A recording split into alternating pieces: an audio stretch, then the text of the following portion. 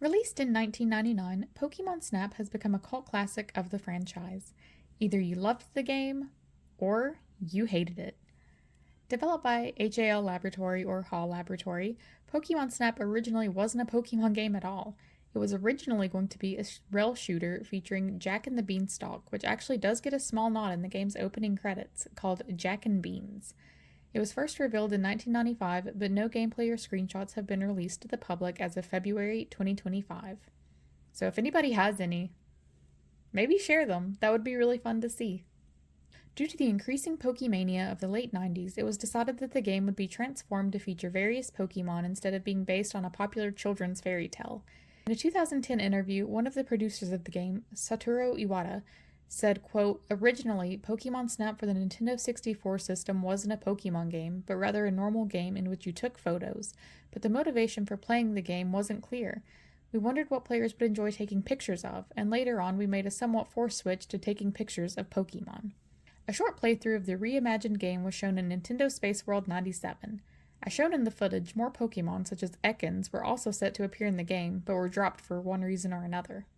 The game was the first to feature Pokemon on a home console and the first to have 3D renderings of some of the characters. 63 characters to be exact. During the time of the game's release, players in North America could take their cartridges to certain stores like Blockbuster to have their in-game photos printed out on a sticker sheet at the Pokemon Snap kiosk. Nintendo held a contest to send a winner to Australia called the Take Your Best Shot contest, in which players had to try to produce the best picture from the game, print it off at a Blockbuster kiosk, and submit it to Nintendo. Other prizes included digital cameras, $100 cash, and a special Game Boy Color Pokemon Pikachu Edition bundle, according to IGN. In Japan, two similar contests were held where players could take their cartridges to a convenience store in Japan called Lawson Convenience and print their best photos to send them for a chance to win. Shogakukan's Koru Koru comic and the Nintendo-sponsored TV show 64 Mario Stadium both held the contest. Each would have 5 winners, and the winners would have their winning photos made into official Pokemon cards. Koru Koru Comics contest was first introduced in the June 1999 issue. It was promised that 5 winners would receive 20 copies of their winning Pokemon card. However, winners only received 15 cards for unknown reasons, despite the official letter saying, "Here are your 20 cards." Winners were announced in the August 1999 issue. Fun fact is that YouTuber Max Mofo, or Max Mofo Pokemon, purchased one of the Gyarados cards on the secondhand market for 500,000 yen. 64 Mario Stadium's contest was run very similarly to the Koru Koru comic contest, as one of the winners stated in an interview. By the end of 1999, Pokemon Snap had sold 1.5 million copies. IGN described the game as, quote, addictive, as it was mostly met with positive reviews. So, that begs the question, what do you even do in Pokemon Snap? The Pokemon Snap gameplay focuses on the player, playing as Todd Snap from the animated series, who is helping Professor Oak with his Pokemon research.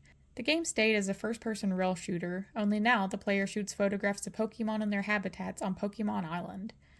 The player travels around in the 0-1, which is a cart that follows the rail path of each level. While you are limited on what you can do and how you can interact with the world around you, as you are stuck in a cart after all, there are certain unlockables that the player receives as they travel through the courses. The first is a Pokemon food, which is shaped like an apple. You can feed it to the Pokemon, or, if you're like me and you're a menace, you can hit them in the head with it, and you can sometimes get different poses. The next unlockable is the Pester Ball, a ball of powder that resembles a colorful Pokeball. The player can throw the ball at Pokemon to cause them to go unconscious for a moment, fall down, or even get certain Pokemon out of hiding. Looking at you, Scyther! The Poke Flute is also an item received later in the game, which has 3 different songs to choose from.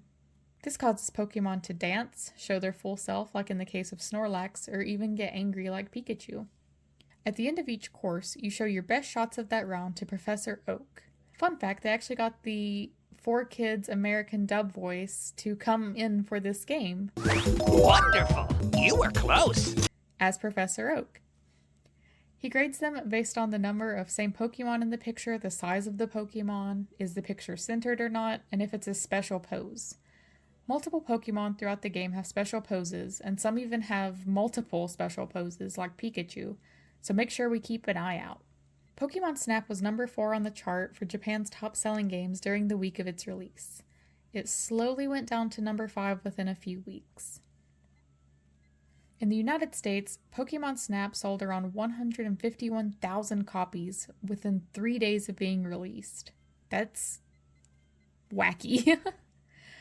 By the end of 1999, Pokemon Snap was the 6th best-selling game and the most rented game, having sold 1.5 million copies. It scored 77 out of 100 on Metacritic.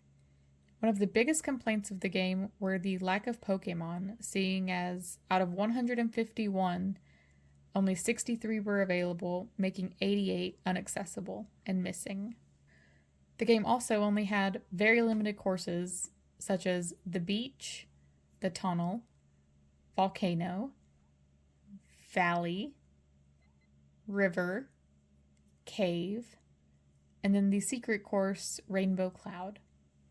Each course also had a very limited number of Pokemon. However, you do have to continuously go back to the courses as you unlock new features to make sure that you get all of the Pokemon and eventually all of the signs. You do also get a turbo boost later on, which does help you speed through the levels as you're getting the signs, which is nice if you already have most of the Pokemon. So did you play Pokemon Snap? Did you have a favorite course? What was your favorite course if you did? Out of all of the courses, I definitely think my favorite, ever since I was a child, has always been the cave. While I love the music and the atmosphere to all of the other levels, there's just something special about the cave level. It's mysterious, it's creepy, it has a lot of my favorite G1 Pokemon.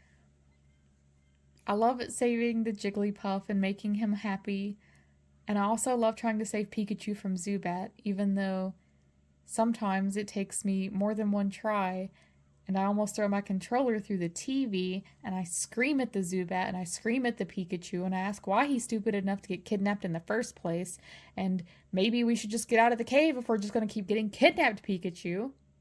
Oh look, there he is with Articuno. He's fine. So tell me about your favorite Pokemon games down below, including if you liked this one or not, and I will see you next time.